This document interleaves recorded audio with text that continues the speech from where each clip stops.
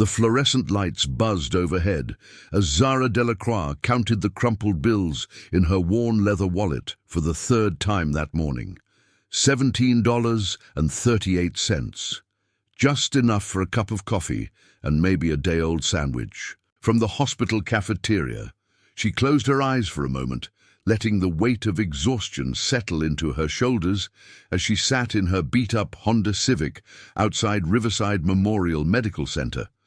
Another 16-hour shift awaited her, and her body already ached from the previous night's work cleaning offices across town. Before we jump back in, tell us where you're tuning in from.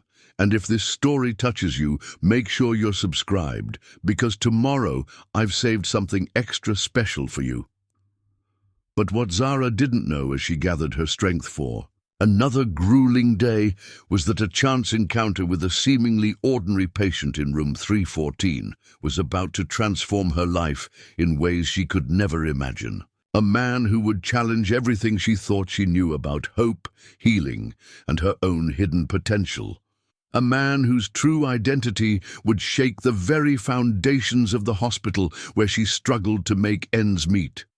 The morning mist clung to the hills surrounding Cedar Falls like a gray shroud, wrapping the small Oregon city in a cocoon of dampness that seemed to seep into everything, including Zara's bones. She pulled her thin cardigan tighter around her shoulders as she walked through the employee entrance of Riverside Memorial Medical Center, her sneakers squeaking softly against the polished linoleum floors. The familiar smell of disinfectant and industrial coffee greeted her like an old, unwelcome friend. Zara had been working at Riverside for 3 years now, ever since she'd been forced to drop out of her physical therapy program at Portland State University. The student loans had piled up faster than her part-time job could handle, and when her mother had fallen ill, the choice between her dreams and her family's survival hadn't really been a choice at all. She'd packed up her textbooks, moved back to Cedar Falls, and taken the first job she could find that offered health insurance. The East Wing Rehabilitation Unit was quieter than most parts of the hospital, filled with patients recovering from strokes, surgeries, and accidents that had stolen their mobility. It was here that Zara found herself drawn to cases that others might consider hopeless. During her breaks, she would often sit with patients who had given up, sharing stories or simply offering a listening ear. The other nurses thought she was wasting her time, but Zara couldn't shake the feeling that healing involved more than just medication and medical procedures. "Delacroix, you're late again," came the sharp voice of Diane Kowalski, the head nurse, whose grey hair was always pulled back in a bun so tight it seemed to stretch her features into a permanent scowl. Diane had been at Riverside for over 20 years and ran the rehabilitation unit with military precision. She tolerated no nonsense, especially from nurses she considered too soft for the job. "Sorry, Diane. Traffic was heavier than usual." Zara lied smoothly, not wanting to admit that she'd been sitting in her car, trying to summon the energy to face another day. She quickly grabbed her assignment clipboard and scanned the list of patients. Most were familiar names, people she'd been caring for over the past several months. But at the bottom of the list was a new admission, Vincent Harrington, room 314. The morning passed in a blur of medication rounds, physical therapy sessions, and the endless paperwork that seemed to multiply like bacteria in a petri dish. Zara moved through her duties with practiced efficiency, but her mind kept drifting to the textbooks, gathering dust in her apartment. Sometimes, late at night when she couldn't sleep, she would pull out her old anatomy books and study the intricate drawings of muscles and tendons, remembering the passion that had once driven her to pursue physical therapy. It was just after lunch when she finally made it to room 314. She knocked gently on the door frame before entering, a habit she'd developed early in her nursing career. Respect and dignity, she'd learned, were often the first casualties in institutional care, and she made it her mission to preserve both whenever possible. The man in the bed was perhaps in his 70s, with silver hair that spoke of distinguished years and deep-set brown eyes that seemed to hold decades of stories. Despite being confined to the hospital bed, there was something regal about his bearing, a quiet authority that wasn't diminished by the standard-issue hospital gown. His chart indicated he'd been admitted following a stroke 6 weeks ago, with significant mobility impairment affecting his left side. "Good afternoon, Mr. Harrington. I'm Zara, one of the nurses here. How are you feeling today?" she asked, approaching his bedside with the warm smile that had become her trademark among patients. Vincent looked up at her with eyes that seemed to be evaluating, as if he was trying to read something in her face. "Please, call me Vincent. And I suppose I'm feeling as well as can be expected for someone who's forgotten how to walk," he said, with a dry humor that didn't quite mask the frustration in his voice. Zara pulled up a chair beside his bed, something that always surprised patients who were used to nurses who barely had time to make eye contact. "Tell me about your therapy sessions. How have they been going?" Vincent's expression darkened slightly. "The physical therapist comes by twice a week for 20 minutes. He has me do some basic exercises, tells me I'm making progress, and then moves on to the next patient. I appreciate that everyone is busy, but—" He trailed off, shaking his head. "But you feel like you're not really being seen," Zara finished quietly. She'd heard this complaint countless times from patients who felt lost in the system, reduced to a diagnosis rather than treated as a whole person.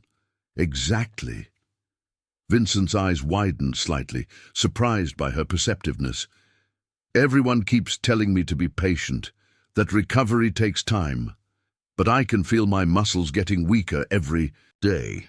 It's like watching yourself disappear piece by piece." Zara felt a familiar stirring in her chest, the same feeling she'd had in her physical therapy classes when she'd learned about neuroplasticity and the brain's remarkable ability to rewire itself after injury. She'd written her final paper on innovative rehabilitation techniques for stroke patients, research that had filled her with excitement about the possibilities of healing. "Vincent, would you mind if I took a look at your mobility assessment? I'd like to understand better what you're working with." She reached for his chart, scanning the notes from his previous therapy sessions. What she saw made her frown. The exercises prescribed were basic and conservative, designed more to prevent further deterioration than to actively promote recovery. "Have you noticed any sensation returning to your left side?" she asked, gently examining his left arm and hand. "Some tingling occasionally, mostly in my fingers, but the therapist says that might just be phantom sensations." Vincent watched her face carefully as she tested his reflexes and range of motion. Zara's mind raced as she processed what she was seeing. The medical team seemed to have written Vincent off as a maintenance case, someone to keep comfortable rather than actively rehabilitate. But his muscle tone wasn't as deteriorated as she'd expected, and the fact that he was experiencing any sensation at all suggested that his neural pathways might be more intact than his chart indicated. "Vincent, I want to ask you something, and I need you to be completely honest with me. When you try to move your left leg, what exactly do you feel?" He was quiet for a moment, his brow furrowed in concentration. "It's hard to describe. It's like the signal gets lost somewhere between my brain and my leg. I can almost feel the movement I want to make, but it just disappears." Zara nodded, her excitement growing despite her efforts to remain professional. What Vincent was describing sounded less like permanent nerve damage and more like learned non-use, a condition where the brain essentially forgets how to access motor pathways after an injury. It was something she'd studied extensively in her physical therapy program, and she'd even written about emerging techniques for retraining these pathways. Vincent, I'm going to be honest with you. I'm not your physical therapist, and I can't make any promises about your recovery. But I have some background in rehabilitation techniques, and I don't think your case is as hopeless as everyone seems to believe. His eyes sharpened with interest. What do you mean? I mean that sometimes the brain needs to be reminded how to do things it once knew. There are techniques called constraint-induced movement therapy and mirror neuron activation that can help retrain neural pathways. The research is still emerging, but the results have been promising for patients who've been told they'll never recover significant function. Vincent was quiet for a long moment, studying her face with an intensity that made Zara slightly uncomfortable. Finally, he spoke. "You're not just a nurse, are you?" Zara felt heat rise to her cheeks. "I was studying to be a physical therapist before. Before life got in the way, I had to drop out to help support my family." "And yet you still carry that knowledge with you," Vincent observed. "Tell me, Zara, if you could work with me beyond your nursing duties, would you be willing to try some of these techniques you mentioned?" The question hung in the air between them, like a challenge. Zara knew she was already stretching the boundaries of her role as a nurse, and any additional therapy would have to happen on her own time. She thought about her $17.38, her exhaustion, her endless pile of responsibilities. But she also thought about the spark of hope she'd seen ignite in Vincent's eyes, and the way her own heart had quickened when she'd started thinking like a therapist again, instead of just a caregiver going through the motions. "I finish my shift at 7, she said quietly. "If you're willing to work with me after hours, I'm willing to try." Vincent's smile was the first genuine expression of joy she'd seen from him. "Zara, I have a feeling you're about to change my life." As she left his room to continue her rounds, Zara couldn't shake the feeling that Vincent Harrington was not quite what he seemed. There was something about the way he carried himself, even confined to a hospital bed, that spoke of a man accustomed to authority and influence. His speech was educated, his mannerisms refined, and despite his claim to be a retired teacher living on a pension, there was an air of affluence about him that didn't quite add up. But whatever secrets Vincent might be harboring, Zara found herself genuinely excited for the first time in months.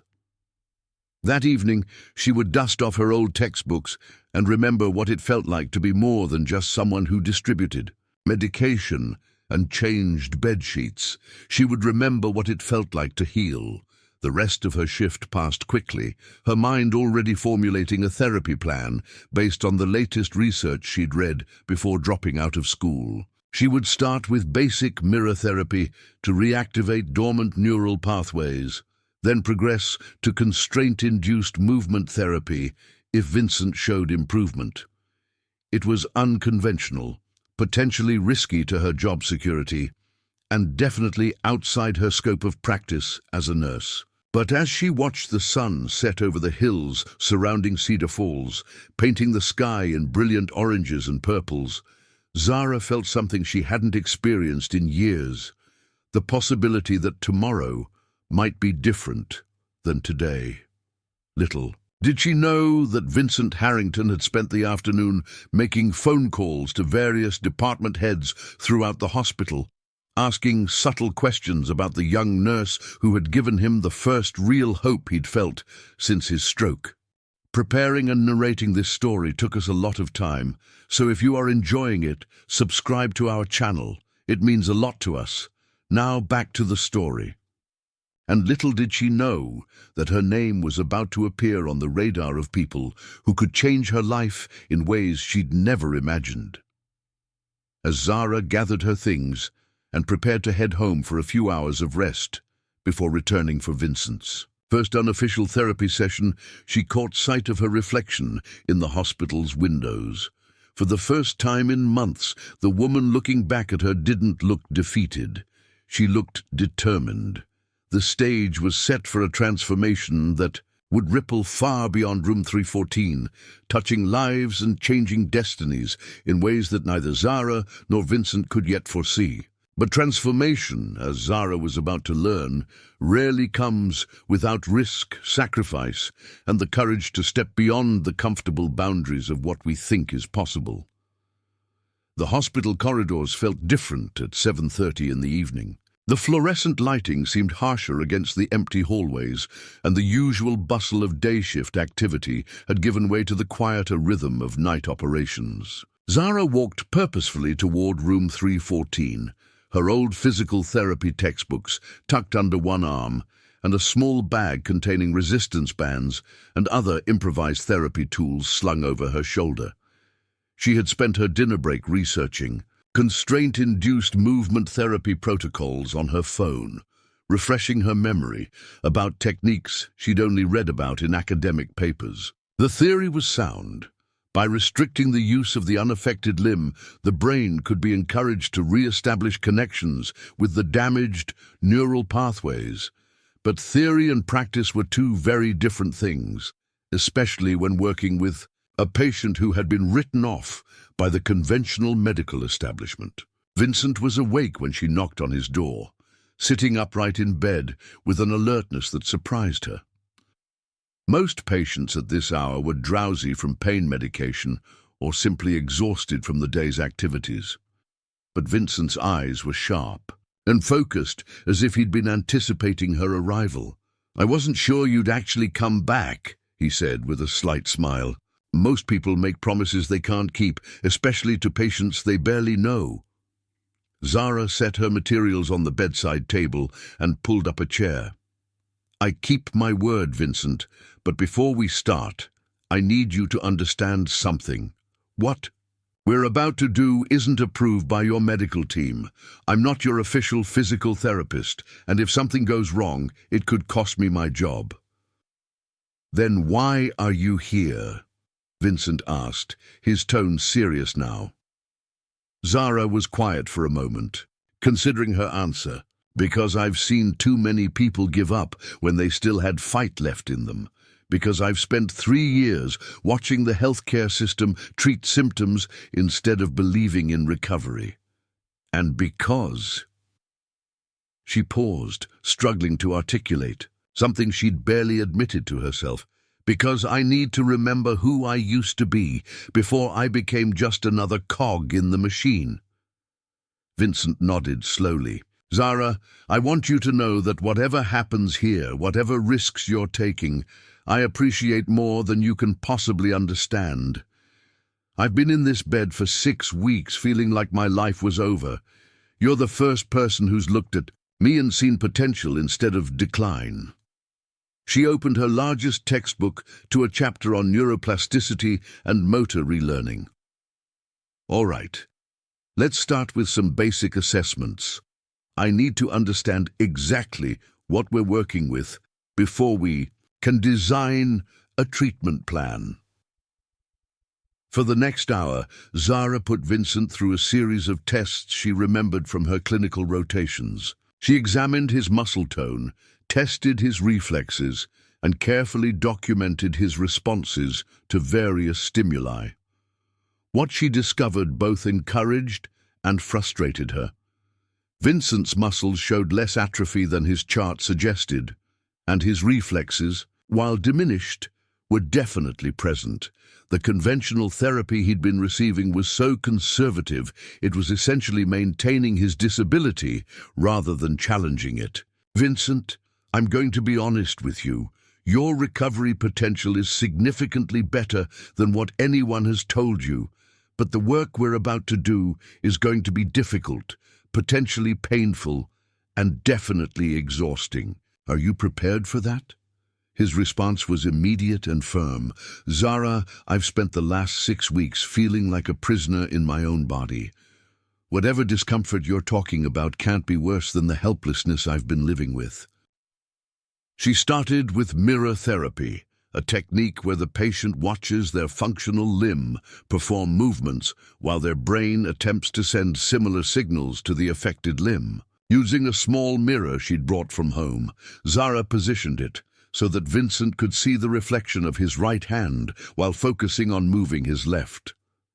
"I want you to imagine that you're moving both hands simultaneously," she instructed. "Your brain doesn't always distinguish between what it sees and what it feels. We're essentially going to trick it into remembering how to control your left side." The first attempts were frustrating. Vincent's left hand remained motionless, while his right hand moved through simple exercises. But Zara had expected this. She'd read enough case studies to know that neuroplasticity was a slow process, often requiring weeks or months of consistent effort before showing measurable results. "I don't feel anything," Vincent said after 20 minutes of attempting various movements. "That's normal," Zara assured him.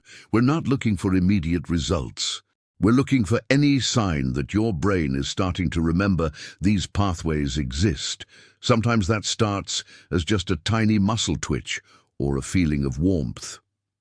They worked for another hour, with Zara guiding Vincent through increasingly complex mirror exercises. She found herself falling back into the rhythm of therapeutic instruction, her voice taking on the encouraging but firm tone she'd practiced during her clinical training. It felt natural in a way that nursing, despite her competence at it, never had. As the evening progressed, other staff members occasionally passed by the room. Zara was careful to position herself so that anyone glancing in would assume she was simply providing extended patient care rather than conducting unauthorized therapy. But she couldn't shake the feeling that she was walking a tightrope between professional dedication and career suicide. "Tell me about your background," Vincent said during a brief rest period. "How does someone go from studying physical therapy to working night shifts as a nurse?" Zara hesitated. She rarely talked about her abandoned dreams with anyone, let alone patients.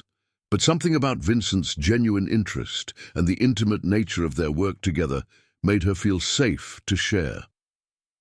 "My mother developed chronic kidney disease during my second year of PT school. The treatments were expensive, and she couldn't work consistently. My father had left when I was 12, so it was just the two of us.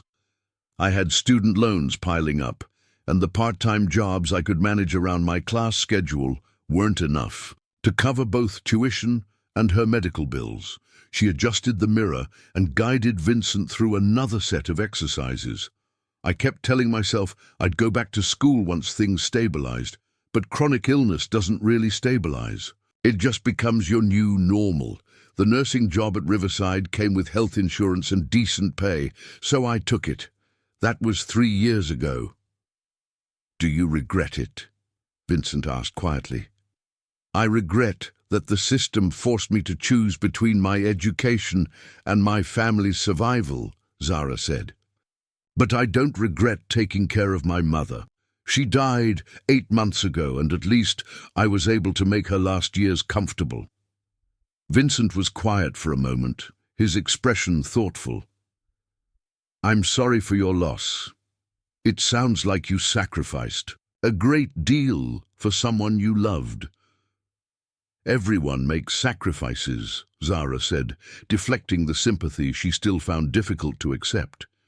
"The question is whether we let those sacrifices define our limitations or motivate us to find new possibilities." They returned to their exercises, but the conversation had shifted something between them. Vincent seemed more determined, pushing through exercises that clearly caused him discomfort. And Zara found herself more invested in his progress than she'd expected, as if his recovery might somehow validate the choices she'd made.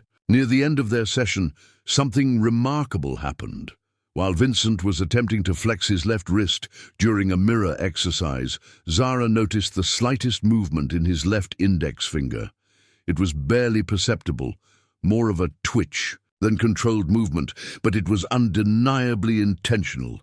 "Vincent, stop," she said urgently. "Do that again. Try to move your left index finger." He concentrated intensely, his face furrowed with effort. After several seconds, the finger moved again, just slightly, but enough to confirm that it wasn't a spasm or involuntary reflex. "Did you feel that?" Zara asked, barely containing her excitement. Yes, it was faint, but I felt something, like a connection that's been broken, suddenly flickered back to life." Zara documented the movement carefully in her personal notes, along with the specific exercises and techniques they'd been using when it occurred. This was the kind of progress that conventional therapy might take months to achieve, if it happened at all.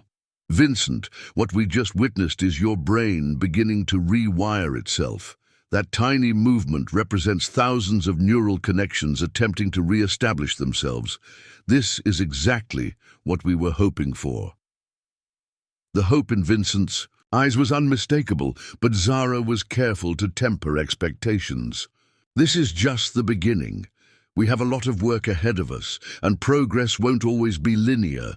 There will be setbacks and plateaus, but tonight proved that recovery is possible." As she packed up her materials, Vincent reached out with his right hand and gently touched her arm. "Zara, I need you to know that what you're doing for me goes far beyond medical treatment. You're giving me back my future." Walking home through the quiet streets of Cedar Falls, Zara felt energized despite her exhaustion.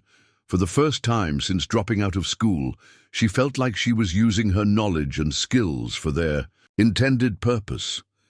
The tiny movement in Vincent's finger might seem insignificant to an outside observer, but to her, it represented proof that healing was possible even when conventional wisdom suggested otherwise. What she didn't know was that Vincent had spent the time before her arrival making more phone calls, this time to researchers at Portland State University's physical therapy program.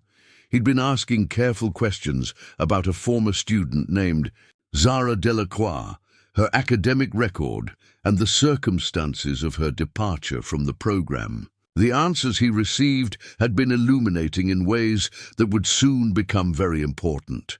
Back in room 314, Vincent lay awake, staring at his left hand, flexing that index finger over and over again. Each tiny movement felt like a miracle. But more than that, it felt like vindication of a decision he'd been contemplating since Zara first walked into his room. A decision that would change both their lives in ways neither of them could yet imagine. The next morning brought news that would shake the entire hospital. Budget cuts were coming, and the rehabilitation unit was being targeted for significant staffing reductions. Diane Kowalski called an emergency meeting, her usual stern expression even more grim than usual. "Administration has determined that we're overstaffed in relation to our patient census," she announced to the assembled nurses. "We'll be losing 3 positions by the end of the month. Those with the least seniority should start considering their options." Zara felt her stomach drop. As one of the newer nurses, she was almost certainly on the chopping block. The irony wasn't lost on her. Just as she was rediscovering her passion for rehabilitation work, she was about to lose even the basic nursing job that had been sustaining her. During her lunch break, she sat in her car and calculated her finances. Without her Riverside salary, she couldn't afford her apartment, let alone any other basic expenses. The job market in Cedar Falls was limited, especially for someone without advanced nursing credentials. She would probably have to move to Portland or even further away to find comparable work. The thought of leaving Vincent in the middle of their breakthrough was devastating, but even more crushing was the realization that she might never again have the opportunity to practice the kind of therapeutic work that made her feel truly alive. When she entered room 314 that afternoon for Vincent's regular nursing care, she found him sitting in his wheelchair by the window, something she'd never seen before. His face was animated with excitement. "Zara, look at this," he said, and proceeded to demonstrate several small but deliberate movements with his left hand and fingers. "I've been practicing the exercises you showed me. The connections are getting stronger. Despite her personal crisis, Zara couldn't help but smile at his progress. Vincent, this is remarkable improvement for just one session. Your brain is responding much faster than I expected. There's something else, he said, his expression becoming more serious. I've been watching you work, not just with me, but with other patients. You have a gift, Zara. The way you connect with people, the knowledge you bring to their care, the hope you inspire, that's not something that can be taught. She appreciated his words, but they also made her news harder to deliver. Vincent, I need to tell you something. The hospital is making budget cuts, and I'm likely to lose my job by the end of the month. I don't know if we'll be able to continue our evening sessions. The change in Vincent's expression was immediate and dramatic. His face hardened with what looked like anger, though she couldn't understand why her employment situation would affect him so strongly. That's unacceptable, he said firmly. Absolutely unacceptable. I know it's disappointing, but no, Zara, you don't understand. This hospital can't afford to lose someone with your capabilities, especially not for budget reasons that could be resolved with better management decisions. There was something in his tone that made Zara look at him more carefully. This wasn't the response of a patient upset about losing his favorite nurse. This was the response of someone who took the hospital's management decisions personally. Vincent, you're being very kind, but promise me something, he interrupted. Promise me you won't make any decisions about leaving until we can talk more tomorrow evening. I may have some options to discuss with you. The intensity in his voice was puzzling, but Zara nodded. All right. I promise I won't do anything hasty. That evening's therapy session was their most productive yet.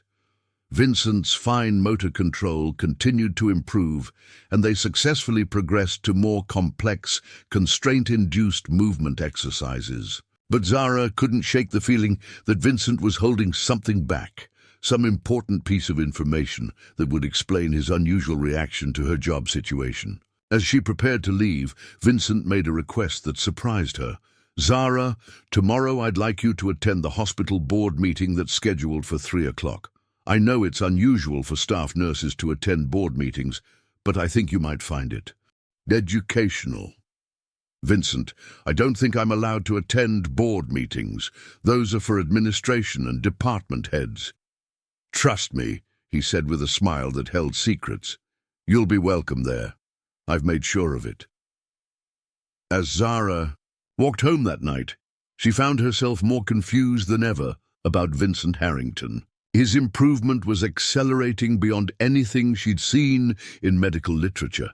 His knowledge of hospital operations seemed unusually detailed for a patient, and his confidence about her attending restricted meetings suggested connections she couldn't begin to understand.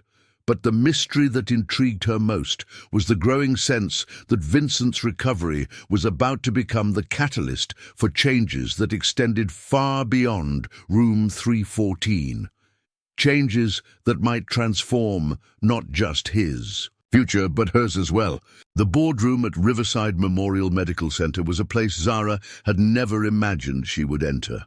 Located on the hospital's top floor, it featured floor-to-ceiling windows that offered sweeping views of the Cascade Mountains and a mahogany conference table that could seat 20 people. As she stood uncertainly in the doorway at exactly 3 o'clock, clutching the visitor's badge that had inexplicably been waiting for her at the front desk, she felt completely out of place. Around the table sat the hospital's senior leadership. Dr. Elizabeth Montgomery, the Chief Medical Officer, James Russell, the Chief Financial Officer, Patricia Webb, the Director of Nursing, and several department heads whose faces she recognized but whose names she didn't know. At the head of the table sat Chairman Harold Westbrook, a man in his 60s whose reputation for ruthless efficiency was legendary throughout the hospital system. Ms. Delacroix, please come in, Chairman Westbrook said, gesturing to an empty chair near the middle of the table. We understand you've been providing exceptional care to one of our patients. Zara took the offered seat, her mind racing with questions about how she'd come to be invited to this meeting and what exactly they knew about her work with Vincent. She glanced around the room, noting the tension in several faces and the thick folders of financial documents spread across the table. "Before we begin," Westbrook continued, "I want to address the budget proposal that's been circulating. As you all know, we're facing significant financial pressures, and difficult decisions need to be made about staffing levels across all departments." Patricia Webb, whom Zara recognized as Diane Kowalski's supervisor, leaned forward. "The rehabilitation unit has been identified as an area where we can reduce personnel without significantly impacting patient outcomes. We're recommending the elimination of 3 nursing positions." Dr. Montgomery nodded grimly. "The data suggests that our current staffing levels exceed industry standards for patient-to-nurse ratios. From a purely financial perspective, the cuts make sense." Zara felt her heart sink as the conversation confirmed her worst fears about the budget cuts, but she was still mystified about why she'd been invited to witness what seemed like a private administrative discussion about her own termination. "However," Westbrook said, raising his hand to pause the conversation, "before we finalize these decisions, I've asked Ms. Delacroix to join us because of some remarkable developments in patient care that have come to our attention." All eyes turned to Zara, who felt her cheeks burn with embarrassment and confusion. "I'm sorry, but I don't understand why I'm here or what developments you're referring to." James Russell consulted a tablet in front of him. "Ms. Delacroix, our records show that you've been providing care to Vincent Harrington in room 314. Is that correct?" "Yes, Vincent is one of my assigned patients." "And during your care of Mr. Harrington, have you observed any changes in his condition or mobility status?" Zara hesitated, uncertain how much to reveal about her unofficial therapy sessions. "Vincent has shown some improvement in fine motor control and sensation in his affected limbs." "Some improvement?" Dr. Montgomery interjected, her eyebrows raised. "Ms. Delacroix, according to the notes I've reviewed, Mr. Harrington has demonstrated motor function that his attending physician characterized as impossible based on his initial stroke assessment." The room fell silent as the implications of this statement settled over the group. Zara realized that somehow her private work with Vincent had been documented and reported to the highest levels of hospital administration. "I don't understand," she said quietly. "Vincent's progress has been encouraging, but I wouldn't characterize it as impossible." Westbrook leaned back in his chair, studying her carefully. "Ms. Delacroix, what can you tell us about your educational background before you joined our nursing staff?" "I was enrolled in the physical therapy program at Portland State University, but I had to withdraw due to personal circumstances. According to your academic records, which we've had occasion to review, you were in the top 5% of your class and had completed advanced coursework in neurological rehabilitation. Is that accurate?" Zara nodded, growing more uncomfortable with each question. "Yes, but I don't see how that's relevant to my nursing duties." Patricia Webb cleared her throat. "Ms. Delacroix, are you aware that providing physical therapy services without proper licensing could constitute a serious violation of hospital policy and state regulations?" The accusation hit Zara like a physical blow. She felt the blood drain from her face as she realized that her evening sessions with Vincent had somehow been discovered and were now being characterized as unauthorized medical practice. "I never represented myself as a licensed physical therapist," she said carefully. "Any exercises or techniques I may have discussed with Vincent were purely educational, not medical treatment. Educational exercises that resulted in unprecedented recovery for a patient who had been written off by our rehabilitation team." Dr. Montgomery's tone was skeptical. Zara's mind raced as she tried to formulate a response that wouldn't incriminate her further or jeopardize her remaining time at Riverside. But before she could speak, the boardroom door opened and Vincent Harrington entered the room. Except this wasn't the frail, wheelchair-bound patient she'd been working with for the past several days. Vincent walked into the room under his own power, moving with only a slight limp and demonstrating motor control that seemed impossible for someone who had been paralyzed just weeks earlier. But more shocking than his physical recovery was the immediate change in the room's atmosphere. Chairman Westbrook rose from his seat, as did every other person around the table. The deference in their postures was unmistakable. "Good afternoon, everyone," Vincent said calmly, taking a seat at the opposite end of the table from Westbrook. "I apologize for the dramatic entrance, but I wanted to demonstrate something important before you made any irreversible decisions about staffing." Zara stared at Vincent in complete bewilderment. This was clearly not a patient who had wandered away from his room. This was someone who belonged in this boardroom, someone who commanded immediate respect from the hospital's senior leadership. "Vincent," she whispered, "what's going on?" He turned to her with a gentle smile. "Zara, I owe you an explanation, and I owe this board a demonstration of what's possible when we truly invest in innovative patient care." Westbrook cleared his throat nervously. "Sir, we weren't expecting you to attend this meeting personally. I'm sure you weren't, Harold. But when I learned that this hospital was planning to eliminate the position of the person responsible for my recovery, I felt compelled to intervene." The pieces began falling into place for Zara with sickening clarity. Vincent wasn't just any patient. Based on the reactions around the table, he was someone with significant authority over the hospital's operations. "Vincent," she said slowly, "who are you?" He reached into his jacket and pulled out a business card, sliding it across the table to her. The embossed text read, "Vincent Harrington, Chief Executive Officer, Harrington Healthcare Systems." Zara felt the world tilt beneath her as she realized that she'd been providing unauthorized therapy to the man who owned not just Riverside Memorial, but the entire chain of hospitals that operated throughout the Pacific Northwest. "You're the CEO," she whispered. "I am, and 6 weeks ago I suffered a stroke while visiting this facility for a routine board inspection. Rather than being transferred to our flagship hospital in Portland, I made the decision to receive treatment here under an assumed identity to see firsthand how our facilities treat ordinary patients." The implications of his revelation were staggering.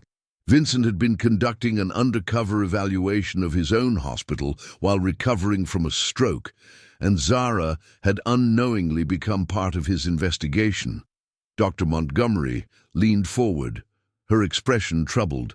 "Sir, if you've been receiving substandard care, we need to address that immediately." "On the contrary, Elizabeth, the medical care I received was competent and professional. But what I observed was a system that has lost sight of its potential for healing. Until Ms. Delacroix began working with me, I was being maintained rather than treated. I was being managed rather than challenged to recover." Vincent stood and walked to the windows overlooking the mountains, his movement still showing traces of his stroke, but dramatically improved from just days earlier. This young woman, using techniques she learned as a student and implemented on her own time, achieved results that our fully staffed, well-funded rehabilitation department had deemed impossible. She didn't just help me regain motor function, she restored my hope. Zara found her voice, though it trembled with emotion. "Vincent, you lied to me. You let me believe you were a retired teacher with no resources, no support system. You let me risk my job to help you when you could have arranged for the best rehabilitation specialists in the country. You're absolutely right, and I apologize for the deception. But Zara, If you had known who I was, would you have treated me the same way? Would you have seen me as a person who needed hope, or as a powerful executive who needed to be impressed? The question hung in the air as Zara considered his words. She knew he was right. Learning his identity would have changed everything about their interactions. But more importantly, Vincent continued, turning back to address the room, Ms. Delacroix's work with me has demonstrated something crucial about the direction this healthcare system needs to take. We've become so focused on efficiency and cost-cutting that we've forgotten our primary mission, helping people heal. James Russell consulted his financial projections. Sir, with respect, individual success stories don't change the economic realities we're facing. The budget cuts are necessary to maintain profitability. Are they, James? Because I've spent the last 6 weeks observing this facility's operations, and I've identified numerous areas where we're wasting resources while underinvesting in the very programs that could set us apart from our competitors. Vincent returned to his seat, his commanding presence filling the room despite his recent health crisis.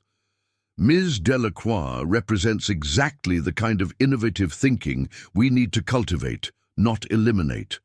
Her background in physical therapy, combined with her nursing experience, makes her uniquely qualified to bridge the gap between traditional medical care and rehabilitation excellence. Patricia Webb looked uncomfortable. Sir, Ms. Delacroix isn't licensed to practice physical therapy in Oregon. Having her provide therapeutic services could expose us to significant liability. Then we solve that problem, Vincent said simply. Zara, I've taken the liberty of speaking with the admissions department at Portland State University. Your academic standing remains excellent, and they're prepared to readmit you to complete your physical therapy degree.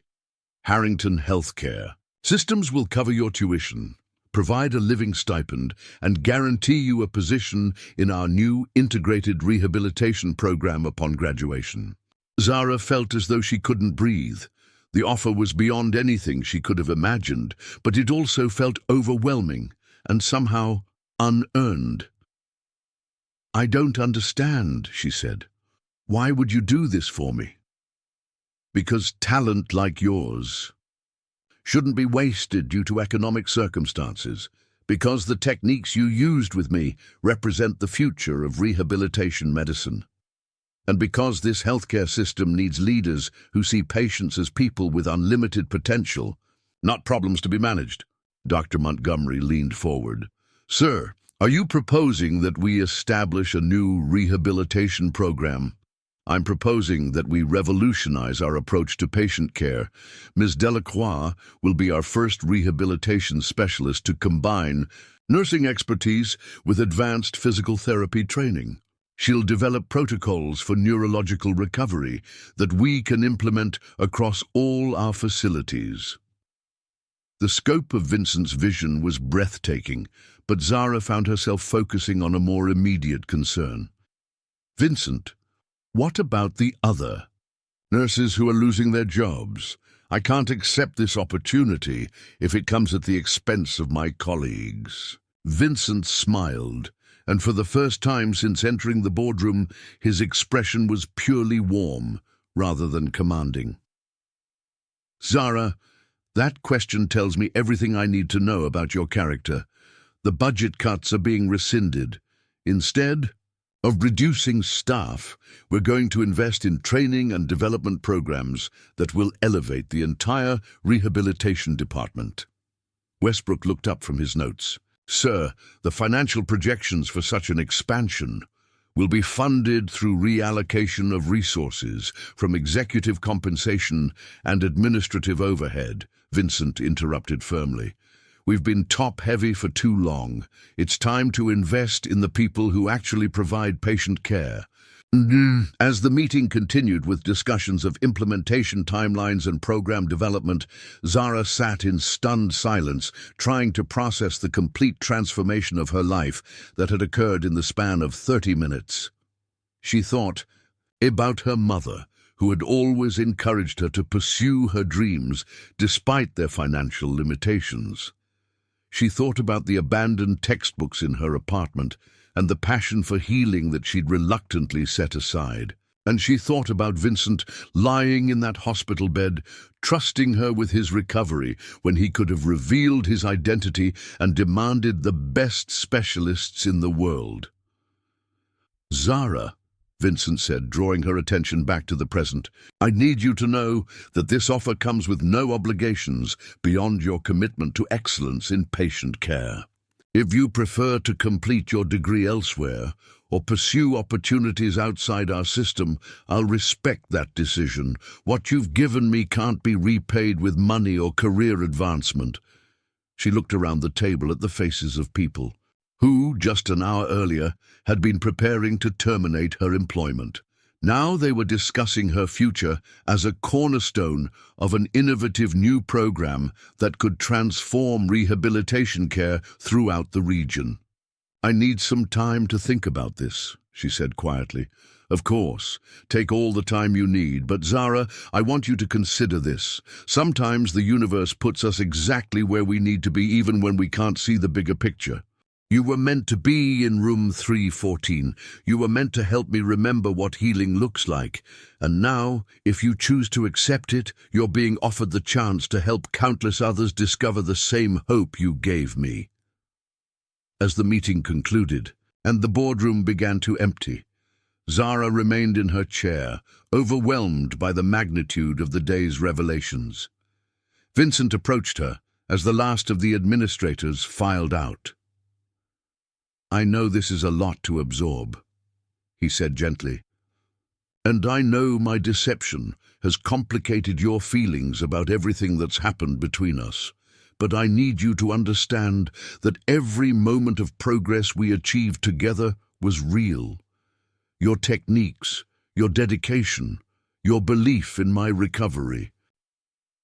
None of that was influenced by who I am or what I can offer you." Zara looked up at him, seeing simultaneously the vulnerable patient who had trusted her with his darkest fears and the powerful executive who had just offered her a future beyond her wildest dreams. "Vincent, when you were just a patient in room 314, I felt like I was finally using my knowledge for its intended purpose. Working with you reminded me of why I wanted to become a therapist in the first place. But now, knowing who you are, I'm afraid that feeling was somehow artificial." "It wasn't artificial, Zara. If anything, it was the most authentic experience I've had in years. In that room, I wasn't the CEO of a healthcare empire. I was just a man who had lost the ability to walk and found someone who believed he could walk again. That's a gift I can never adequately repay." As Zara finally left the boardroom and walked through the hospital corridors that had been her workplace for 3 years, everything looked different. The same fluorescent lights, the same institutional walls, the same sounds of medical equipment and human voices. But now she saw it all through the lens of unlimited possibility rather than resigned acceptance. Her phone buzzed with a text message from Nadia Okafor, her closest friend among the nursing staff. "Girl, what happened in that meeting? Word is spreading that the budget cuts are off and you're getting some kind of promotion. Call me." But Zara wasn't ready to talk to anyone yet. She needed time to process not just the opportunity she'd been offered, but the revelation that her instincts about healing and human potential had been validated at the highest levels of the medical establishment. As she reached the employee parking lot, she realized that the beat-up Honda Civic she'd been driving felt like a symbol of the limitations she'd accepted for herself. Tomorrow, if she chose to accept Vincent's offer, she would begin a journey back to the dreams she'd abandoned 3 years earlier. But more than that, she would have the chance to prove that healing was possible even in the most hopeless circumstances, and that sometimes the most extraordinary transformations began with the simple decision to see potential where others saw only problems. 3 days passed before Zara could bring herself to return to room 314. She had called in sick, something she'd never done in her 3 years at Riverside, and spent the time walking through the forests surrounding Cedar Falls, trying to make sense of what had happened and what it meant for her future. The Douglas firs and western red cedars that covered the hillsides seemed to offer a kind of silent wisdom, their ancient presence putting her current crisis into perspective. When she finally knocked on Vincent's door, she found him standing by the window, fully dressed in street clothes rather than the hospital gown she'd grown accustomed to seeing him wear. His posture was straight, his movements confident, and except for a barely perceptible favoring of his left side, there was little evidence of the man who had been unable to move just days earlier. "I was beginning to worry that I'd scared you away permanently," he said, turning to face her with a smile that held both warmth and concern. "I needed time to think," Zara replied, remaining near the doorway, "and to decide whether I could trust you again." Vincent nodded, gesturing to a pair of chairs that had been arranged near the window. "That's fair. I violated your trust by not revealing who I was, and no matter how good my intentions were, that deception had consequences." Zara moved to the offered chair, but remained standing. "Vincent, do you have any idea what the last 3 days have been like for me? Learning that everything I thought I knew about our relationship was based on a lie, wondering if your recovery was somehow staged for my benefit, questioning whether I actually helped you, or if you were just manipulating me for some larger purpose. Your recovery wasn't staged, Zara. The stroke was real, the paralysis was real, and your techniques were what brought me back. But I understand why you'd question everything now." She finally sat down, but her posture remained tense. "The offer you made in that boardroom, is it real? Or is it some kind of compensation for using me as an unwitting part of your hospital evaluation? It's real, and it's not compensation. It's an investment in the future of healthcare that you've proven is possible. But Zara, I need you to understand something important. That offer exists regardless of whether you accept it from me or pursue it independently." Vincent reached into a folder on the bedside table and withdrew several documents. "I've spoken with Dr. Sarah Chen, the director of Portland State's physical therapy program. She remembers you well and confirms that your academic work was exceptional. She's agreed to readmit you for the spring semester with or without our scholarship support." He handed her the first document. "This is a formal letter of acceptance from the university. Your credits from 3 years ago are still valid, and you would only need to complete 18 months of coursework to graduate." Zara stared at the university letterhead, feeling a mixture of excitement and terror. The possibility of returning to school had seemed so remote for so long that actually holding the acceptance letter felt surreal. "There's more," Vincent continued, offering her a second set of papers. "I've also been in contact with Dr. Michael Rodriguez at Oregon Health and Science University. They have a new dual-degree program that would allow you to earn both your Doctor of Physical Therapy and a Master's in Healthcare Innovation. It's designed for working professionals who want to advance evidence-based practice." The scope of opportunities he was presenting was overwhelming. These weren't just job offers. They were pathways to become the kind of healthcare professional she'd once dreamed of being. "Why are you doing this?" she asked quietly. "And please don't tell me it's just because I helped with your recovery. There has to be more to it." Vincent was quiet for a moment, his gaze focusing on the mountains visible through the window. 3 months ago, I was diagnosed with early-stage Parkinson's disease. The stroke was actually a complication of the medication I was taking to manage the symptoms. This revelation hit Zara like a physical blow. She'd seen the subtle tremor in his right hand during their therapy sessions, but had attributed it to residual effects from the stroke. "I've been running Harrington Healthcare Systems for 15 years, building it into one of the most profitable hospital networks on the West Coast. But profit isn't the same as purpose, and I've watched us become increasingly focused on efficiency at the expense of innovation. He turned back to face her, his expression serious but determined. Learning about my Parkinson's diagnosis forced me to confront my own mortality and question what kind of legacy I want to leave. When I had my stroke and ended up as a patient in my own hospital, I experienced firsthand how we've lost sight of what healing really means. Zara felt her understanding of Vincent's motivations shifting again. This wasn't just about her skills or even about improving patient care.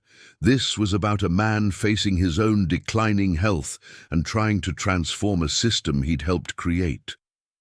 "Vincent, are you offering me this opportunity because you see me as someone who can carry forward your vision after you're no longer able to lead the company?"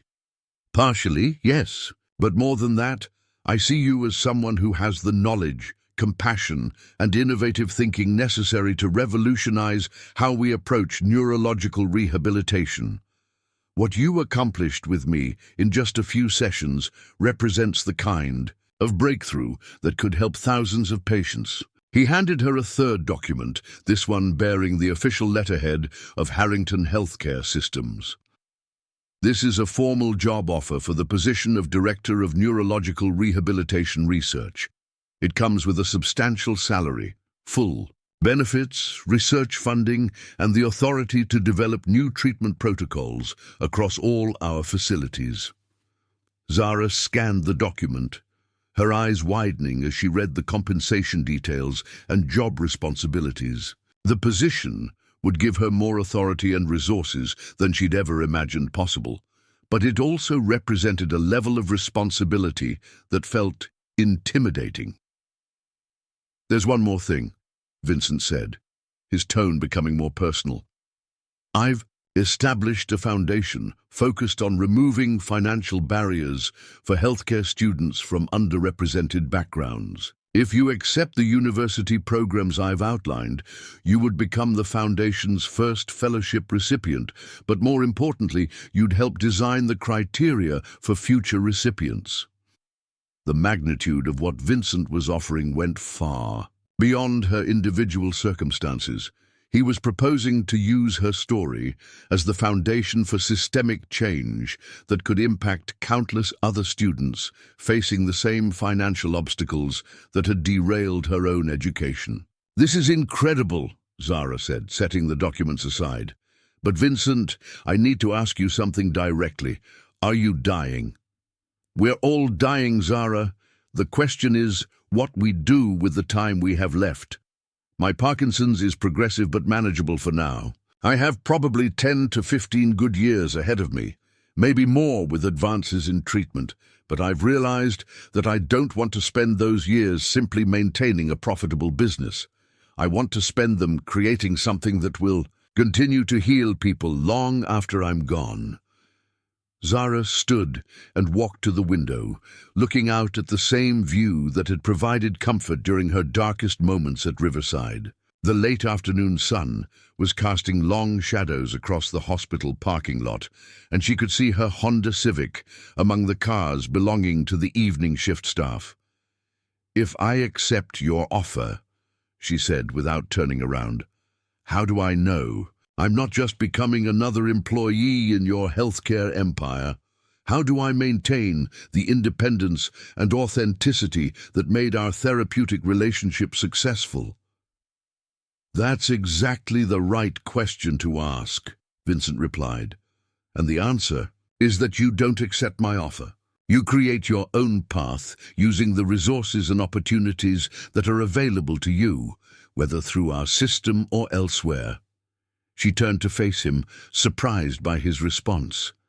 "I don't understand." "Zara, what you gave me wasn't valuable because you were my employee or because you were trying to impress someone important. It was valuable because you saw me as a human being with potential for recovery when everyone else saw me as a maintenance case. That perspective can't be bought or commanded. It has to come from within." Vincent moved to join her at the window. If you decide to work with Harrington Healthcare Systems, it should be because you believe we can create something together that neither of us could achieve alone. If you decide to pursue your education elsewhere and build your career independently, I'll respect that choice and support it however I can. But you'd prefer that I accept your offer.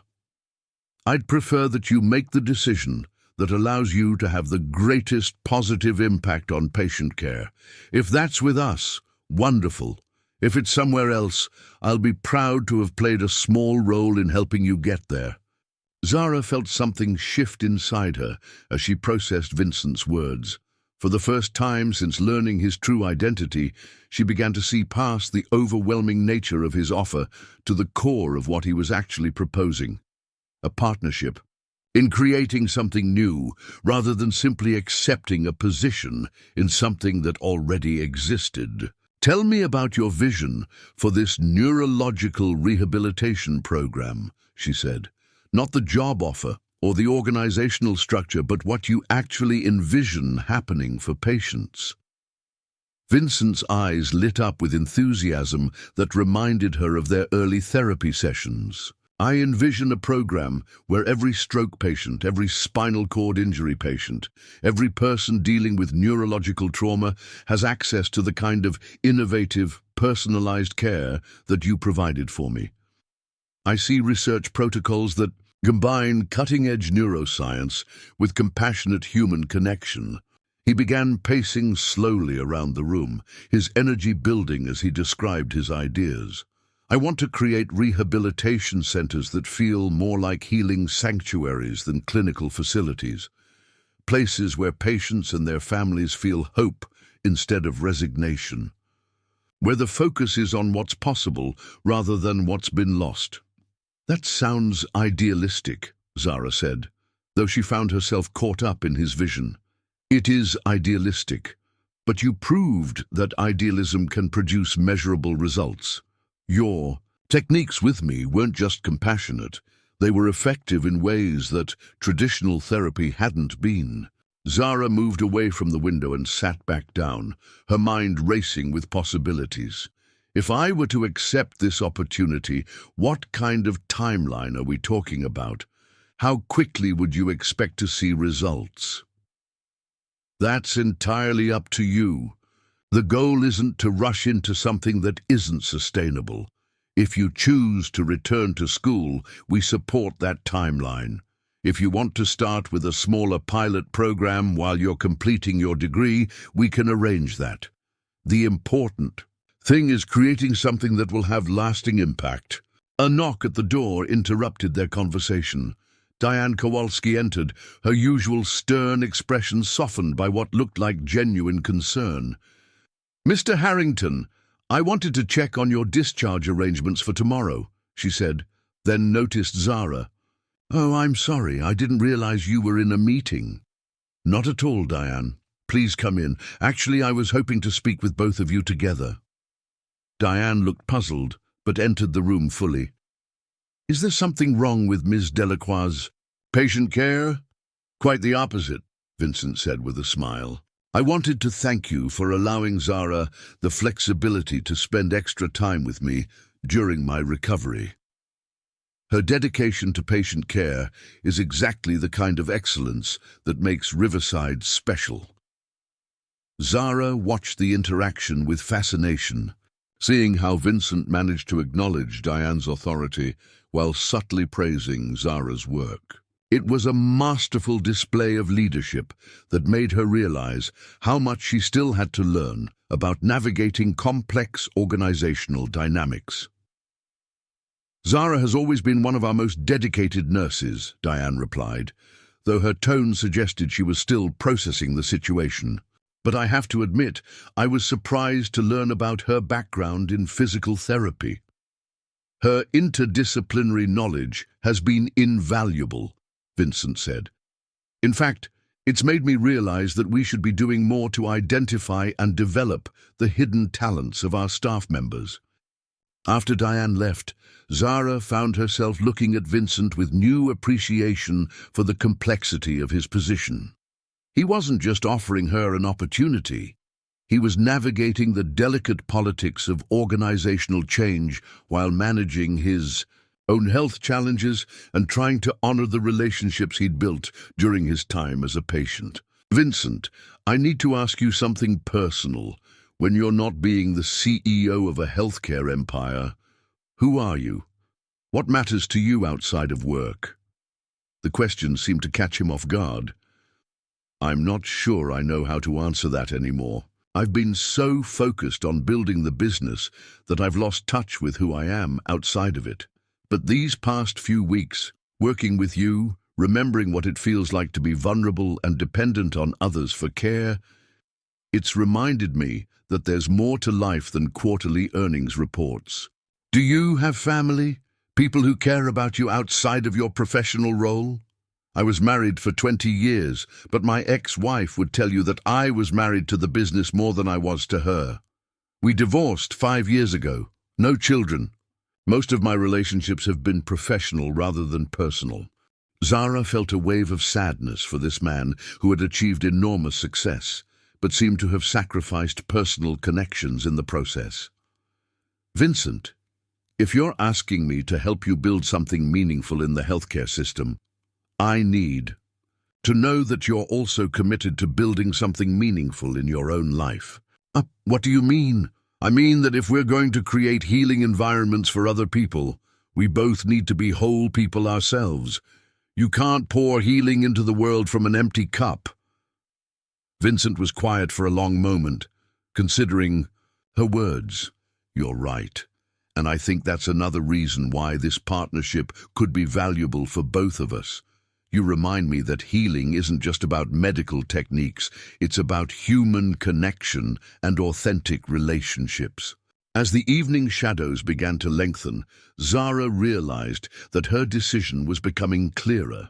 Not because the practical benefits of Vincent's offer were irresistible, though they certainly were, but because she was beginning to see the possibility of creating something that aligned with her deepest values and aspirations.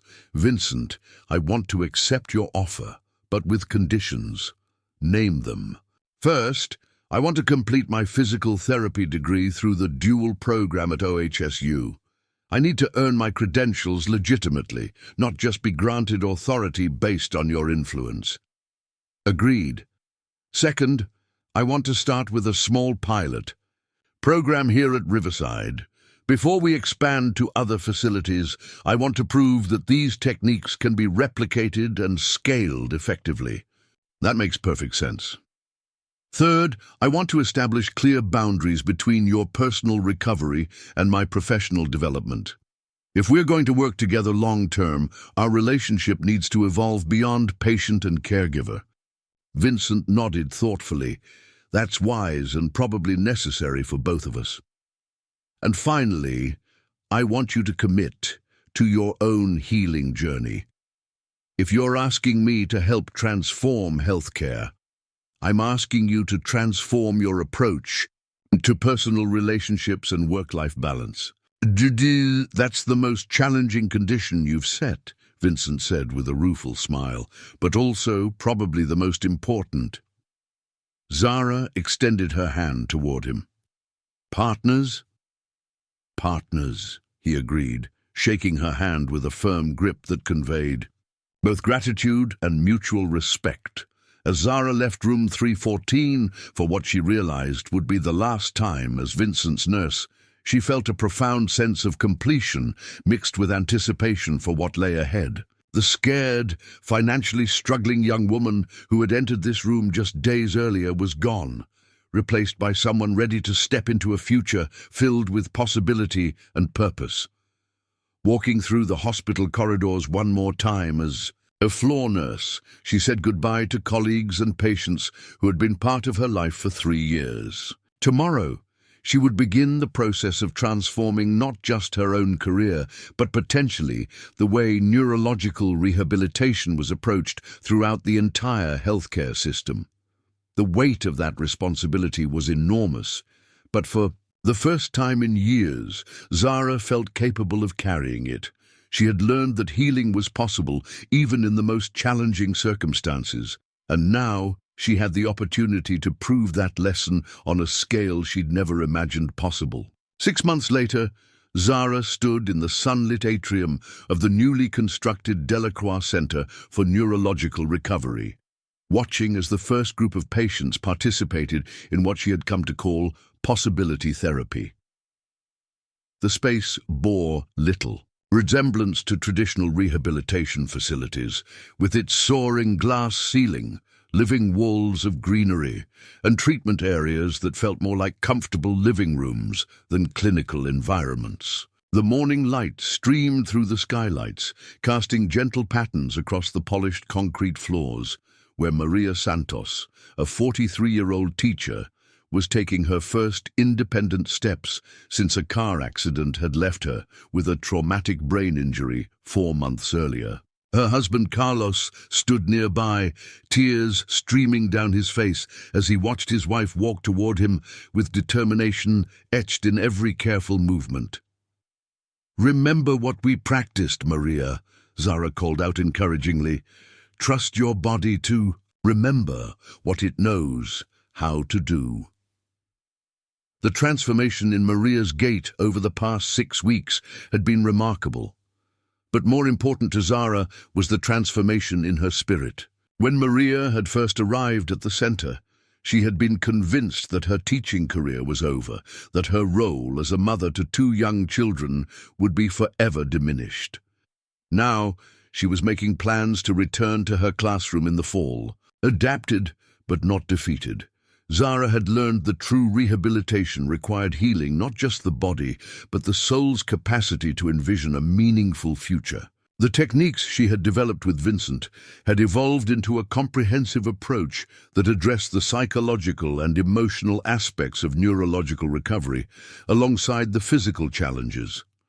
The Delacroix Center was the 3rd facility of its kind that Harrington Healthcare Systems had opened in the past year, following successful pilot programs at Riverside Memorial and 2 other hospitals in the network. Each center was designed around Zara's philosophy that healing environments should inspire hope rather than reinforce limitations, and the results had exceeded even Vincent's ambitious projections.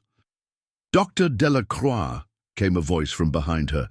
Zara turned to see Dr. Patricia Chen, one of the neurologists who had initially been skeptical of her unconventional methods, but had become one of her strongest advocates after witnessing the outcomes her patients achieved. "Patricia, please. We've talked about this. Just Zara. Sorry, old habits. I wanted to let you know that the research committee has approved your proposal for the multi-center study. We'll be implementing your protocols at 15 additional facilities across 3 states.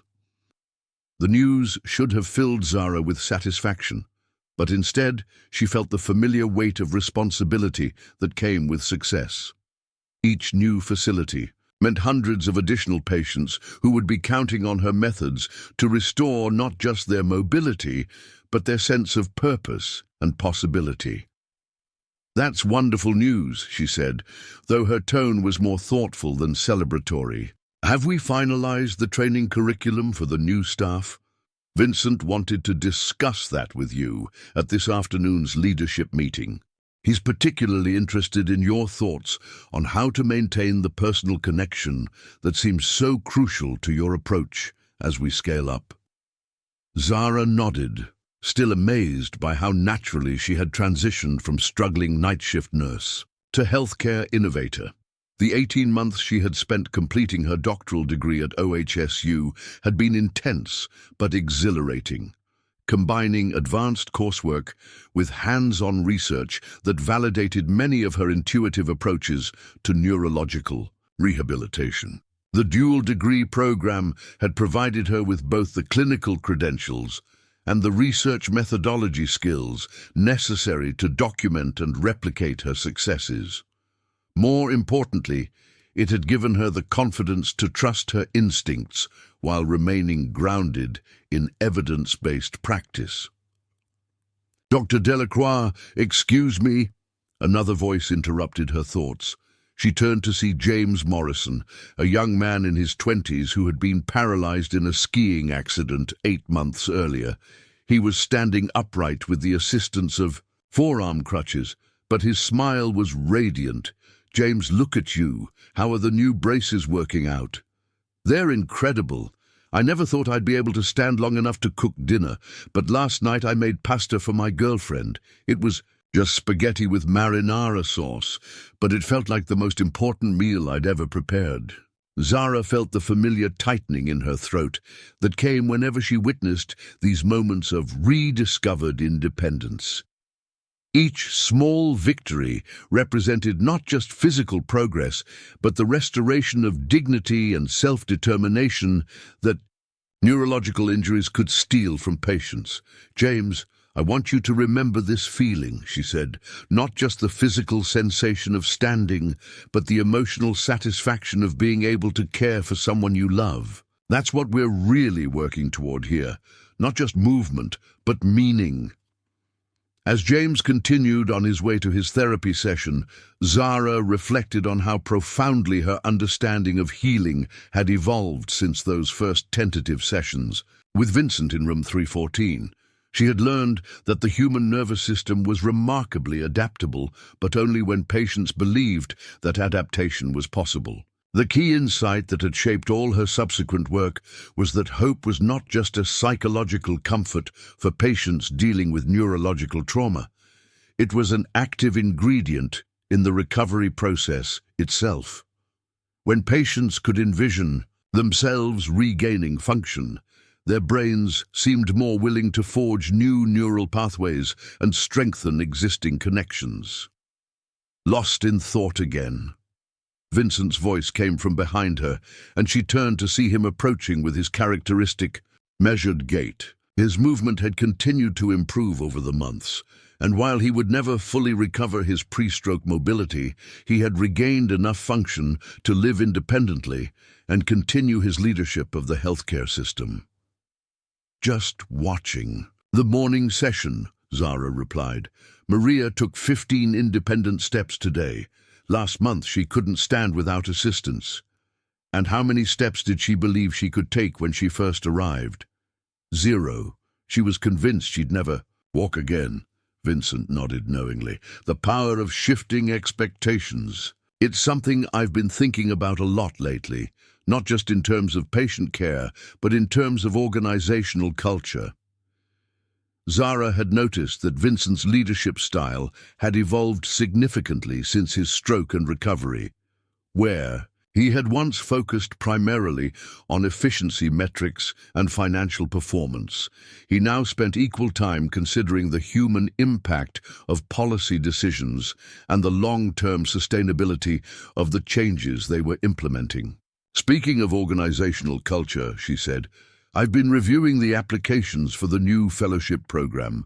We have some remarkable candidates, but I'm concerned about making sure we select people who have both the technical skills and the emotional intelligence necessary for this work." The Delacroix Fellowship Program had been established to train the next generation of neurological rehabilitation specialists, with particular emphasis on recruiting healthcare professionals from backgrounds similar to Zara's own.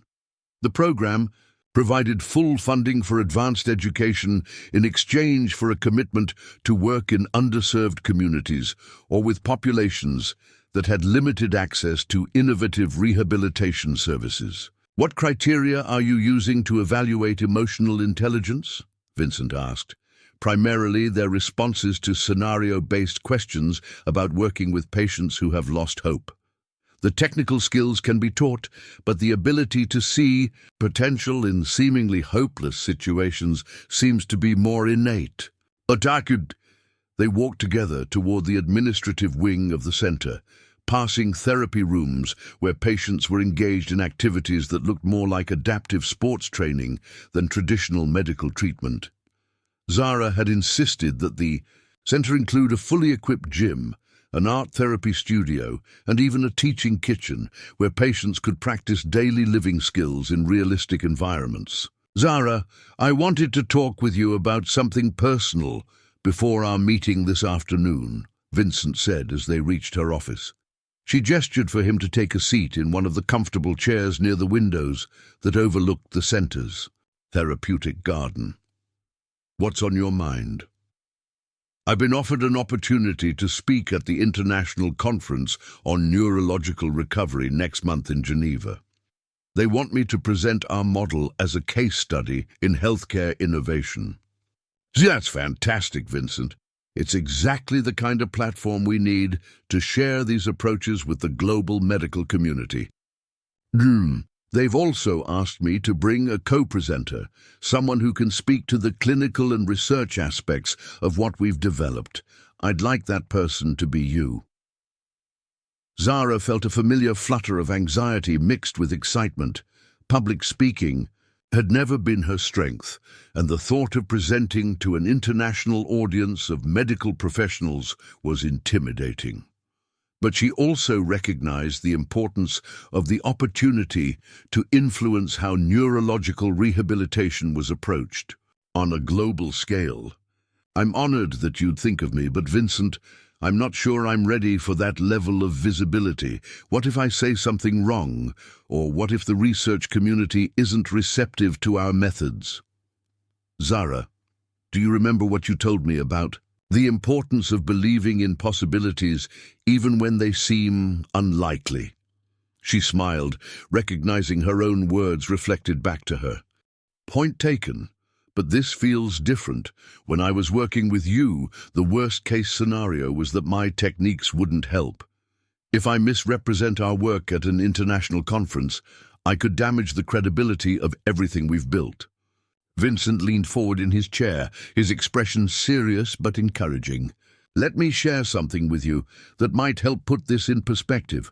Last week I received a call from Dr. Sarah Mitchell at Johns Hopkins. She's been following our published research, and she wants to collaborate on a major NIH grant application to study neuroplasticity-based rehabilitation approaches. That's incredible. Johns Hopkins is one of the most prestigious medical research institutions in the world." "Exactly. And they're not interested in collaborating with us because of our financial success or our marketing efforts. They're interested because your clinical outcomes are achieving statistical significance that the broader medical community can't ignore." Zara felt a shift in her perception of her own expertise. For months, she had continued to think of herself as someone who had gotten lucky with Vincent's case, whose subsequent successes might not be replicable in other settings. But the growing body of data from multiple facilities was proving that her intuitive approaches could be systematized and taught to other clinicians. "Vincent, if I agree to speak at the Geneva conference, I want to make sure we present this work honestly. I don't want to oversell the results or make promises we can't keep. That's exactly why you're the right person to represent this work. Your commitment to ethical practice and realistic expectations is what gives our methods credibility." A knock at the door interrupted their conversation, and Nadia Okafor entered with a tablet in her hand. Nadia had left her nursing position at Riverside 6 months earlier to become the Delacroix Center's Director of Patient Advocacy, a role that perfectly suited her natural empathy and organizational skills. "Sorry to interrupt, but I wanted to update you on Mrs. Chen's progress. She's been cleared for discharge tomorrow, and her family is planning a celebration dinner at home, the first time she'll be able to join them at the table since her stroke." Mrs. Chen was an 82-year-old grandmother who had been told by her previous medical team that her age made significant recovery unlikely. Through 6 weeks of intensive therapy at the center, she had regained enough mobility and speech function to return to independent living with minimal assistance. "That's wonderful news," Zara said. "Has she completed her home safety assessment?" "Yes, and her daughter has installed all the recommended equipment. Mrs. Chen is particularly excited about being able to cook for her grandchildren again." After Nadia left, Zara found herself thinking about the broader implications of Mrs. Chen's recovery. Ageism in healthcare was a persistent problem, with older patients often being written off as having limited potential for improvement. But her work had demonstrated that neuroplasticity didn't have an expiration date, and that older adults could achieve remarkable recoveries when given appropriate support and encouragement. "Vincent, I've been thinking about something," she said. "What if we're approaching this scaling challenge from the wrong angle?" "What do you mean?"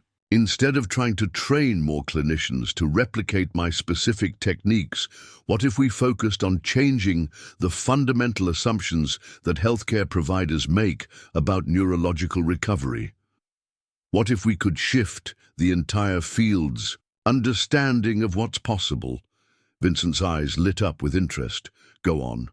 "The real breakthrough in our work isn't any particular exercise or therapy protocol. It's the belief that recovery is possible even in cases where traditional medicine sees only limitation. If we could change that mindset across the healthcare system, individual clinicians would innovate their own approaches." "You're talking about a paradigm shift rather than a program expansion."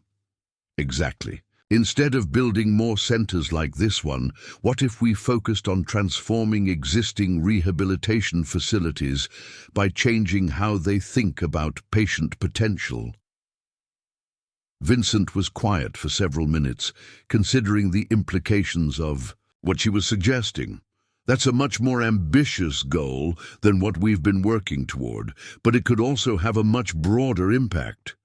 It would also be much more challenging to implement and measure.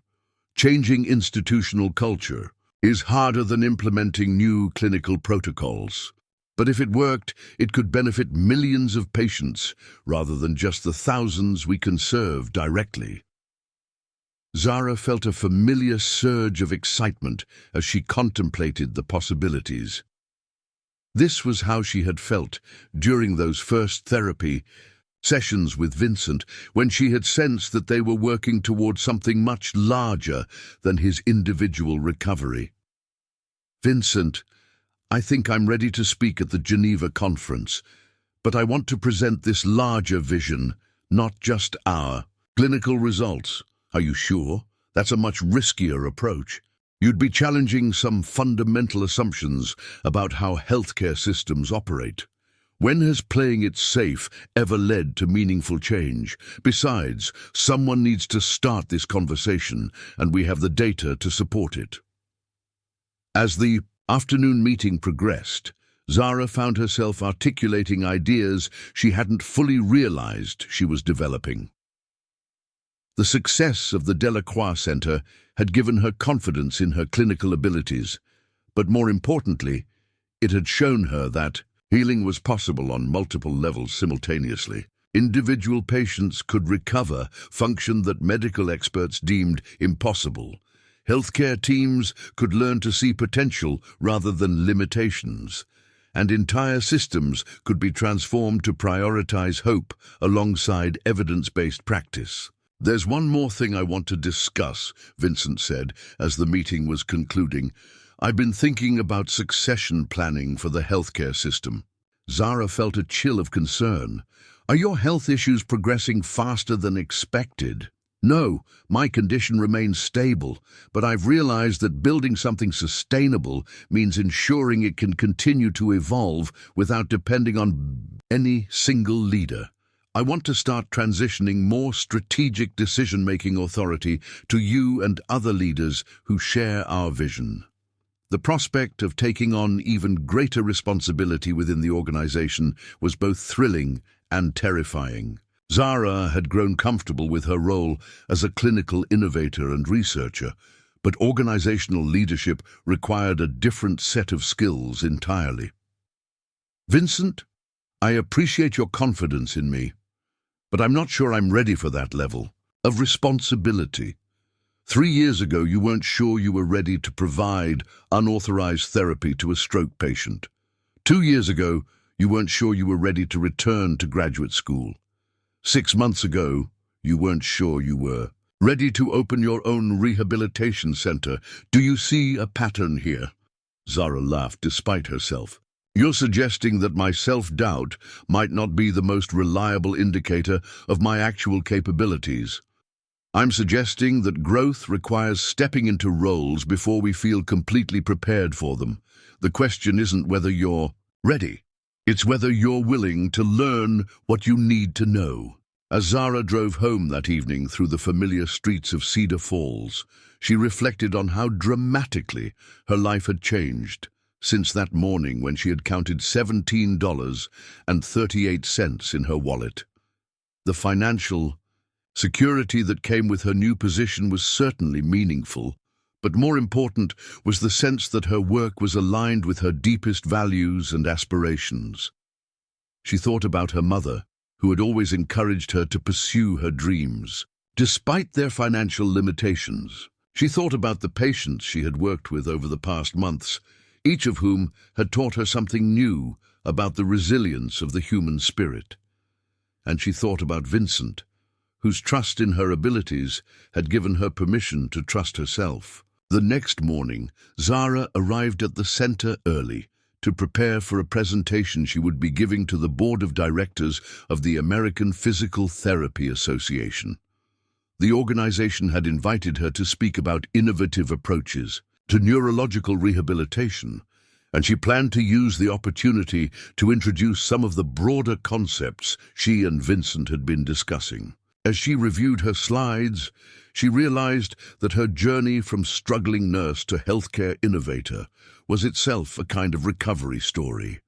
Like her patients, she had needed to rebuild neural pathways that connected her to her own potential. Like them, she had needed someone to believe in her capabilities when she couldn't see them herself. Maria Santos appeared in her office doorway, walking independently and carrying a bouquet of flowers from the center's therapeutic garden.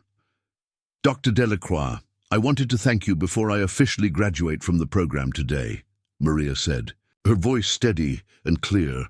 "Maria, you don't need to thank me. You did all the hard work, but you taught me how to believe the work was possible. 6 months ago, I couldn't imagine ever feeling whole again. Now I'm planning to start a support group for other teachers who have experienced brain injuries." As Maria left to join her family for the graduation ceremony, Zara felt a profound sense of completion. The work she was doing had evolved beyond individual patient care to something that was generating ripples of healing throughout the community. Her phone buzzed with a text message from Vincent. "Watching the morning news. They're featuring a story about the center and your work. You might want to turn on Channel 7. Zara found a television in the staff lounge and watched as a reporter interviewed several of her former patients about their recovery experiences. The story highlighted not just their physical improvements, but their renewed sense of purpose and possibility. Dr. Zara Delacroix has revolutionized how we think about neurological recovery, the reporter concluded. Her work proves that healing is possible even in the most challenging circumstances, and that sometimes the most powerful medicine is simply believing that improvement is possible. As Zara prepared for another day of changing lives and challenging assumptions about human potential, she realized that Vincent had been right about one thing.